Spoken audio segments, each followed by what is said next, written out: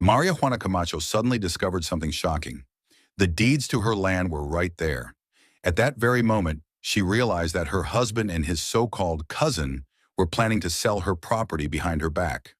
What hurt her even more was seeing her husband kissing that woman, promising her a luxurious life with the money from Maria Juana's land.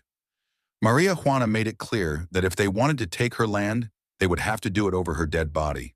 Disguising herself and pretending to be someone else, Maria Juana was mistaken for a maid in the hacienda.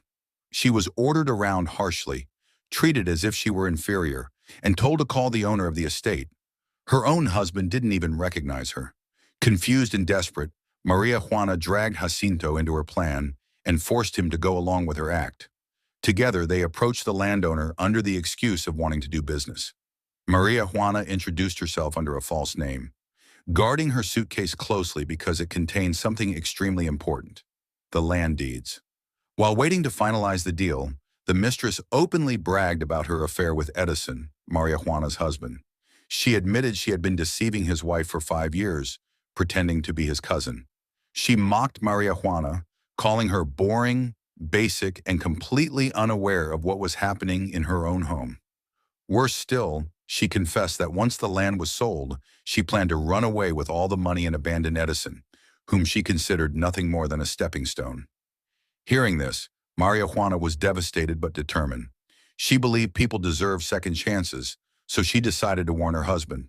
When she tried to speak to him, Edison treated her cruelly, insulting her and comparing her to his wife, whom he described as unbearable and dull.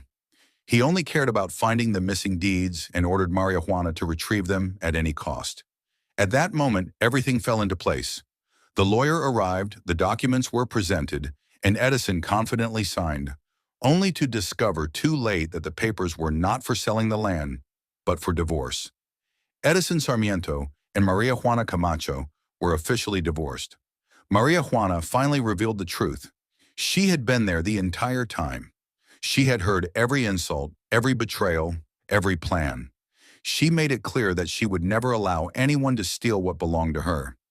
Edison was left with nothing, as all the property was legally hers.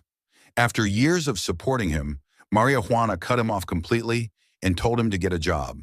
The mistress, thinking she had secured a wealthy future, quickly realized her mistake.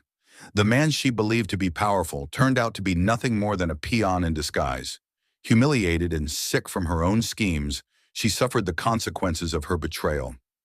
In the end, karma caught up with everyone. Maria Juana walked away with her dignity